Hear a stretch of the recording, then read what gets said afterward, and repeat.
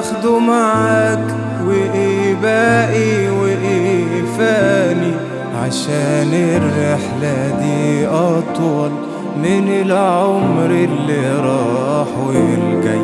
ولا عمرك هيستناك ولا هترجع تعيش تاني، مفيش غير ربنا وحده هو الغني وهو الحي.